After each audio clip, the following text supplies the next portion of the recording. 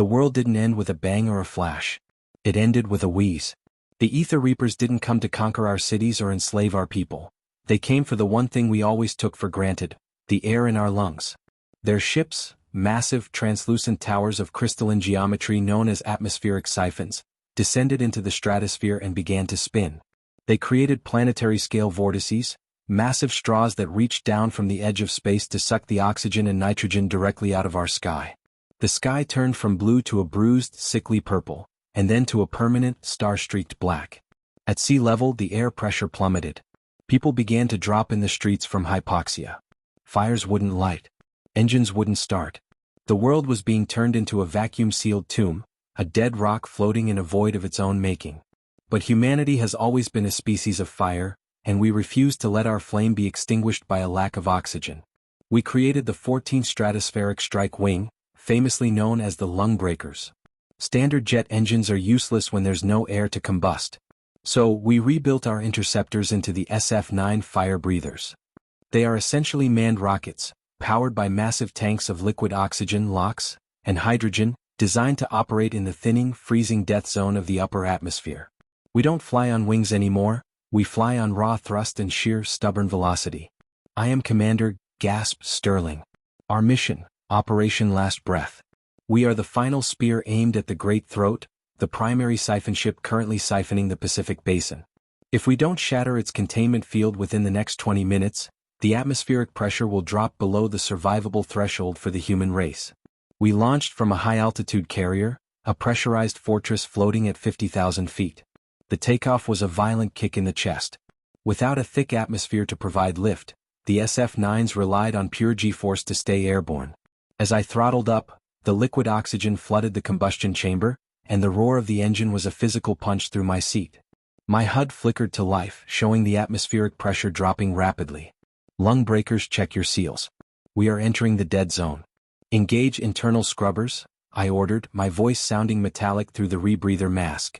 Viper, green. LOX levels at 95%. I can see the vortex cap. It's beautiful and terrifying. Jester, green. Weapons hot. Let's cut this straw in half. We climbed. The sky transitioned from a hazy gray to a total airless black. At 100,000 feet we saw it, the Great Throat. It was a crystalline spire kilometers wide, glowing with an ethereal white light that pulsated with the heartbeat of a planet being drained. Around it, the air was being dragged upward in a violent, shimmering column of frost and vapor. The ocean below was a chaotic mountain of water being pulled into the vacuum. Drones? 10 o'clock high. Jester yelled. The Reapers weren't undefended. A swarm of vapor wraiths, alien interceptors that looked like shards of jagged ice, detached themselves from the siphon's hull. They moved with a terrifying fluid grace, utilizing localized gravity manipulation to pivot instantly. They didn't have engines, they didn't need air. Break formation. Engage at will. I pulled my SF-9 into a vertical climb, the G-force spinning me into my seat as my thrusters burned a brilliant cyan trail into the void. A wraith dived after me, its needle nose glowing with a vacuum-focused energy pulse. I felt the heat of the beam pass inches from my cockpit, boiling the residual frost off my canopy. I've got one on my tail. I can't shake him in this thin soup. Viper called out. Invert. Use the LOX overpressure. I commanded. The closer we got to the siphon, the more violent the turbulence became. We were flying into the eye of a planetary-scale hurricane. The ship was pulling air with such force that my SF-9 was being dragged toward the crystalline hull. My HUD was screaming, stress fracture detected. Hull integrity 85%. We're in the well. Sarah, prep the atmospheric resonance bomb. This was our only shot. A weapon designed to create a massive high-pressure shockwave that would travel up the siphoning column and shatter the internal vacuum containment of the alien ship. I can't get a lock. The drones are saturating the zone. Sarah shouted, her jet weaving through a lattice of energy fire. I'll draw them off. Jester, you're on her wing. Don't stop for anything, I ordered. I throttled up to 110% of engine capacity. The SF-9 groaned, the vibrations threatening to tear the wings off. I dove directly into the heart of the drone swarm, my rotary cannon spitting tracers of phosphorus fire. In the dark, the tracers looked like a swarm of glowing wasps. The wraiths turned to meet me, their jagged forms converging. I danced through the fire, my thrusters firing in rapid, chaotic bursts. It was a game of chicken at 3 times the speed of sound. A drone clipped my wingtip, spinning me into a dizzying roll. Sarah. Now.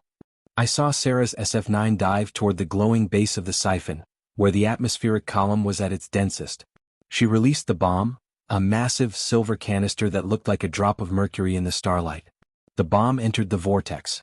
It vanished into the swirling white mist of the siphoning column. Bomb is in the pipe. Break away. Break away. We engaged our emergency boosters, dumping the last of our fuel into a desperate escape. We flew away from the siphon, our jets vibrating as the shockwave built behind us. Then the world shattered. The resonance bomb didn't just explode, it created a massive localized high-pressure front. In the near vacuum of the siphon's interior, the sudden introduction of pressure was catastrophic. I watched through my rear camera as the great throat began to buckle. The crystalline geometry cracked, the white light turning into a violent, angry red. The siphon didn't just break, it imploded. The massive column of air that was being sucked up was suddenly released. A shockwave of returning atmosphere, a wall of air traveling at 5 times the speed of sound, erupted from the ship.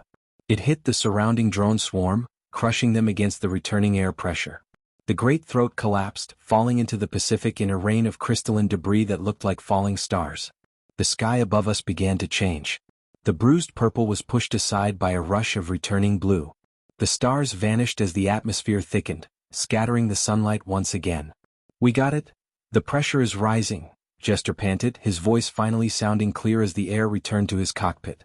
My SF-9 was gliding now, its engines silent as the fuel was gone. Below us the Pacific was calming. The air was back. People on the ground could breathe. The planet could breathe. We glided down through the clouds, the sun reflecting off our scorched hulls. We were the lung breakers, and we had just saved the world's first breath.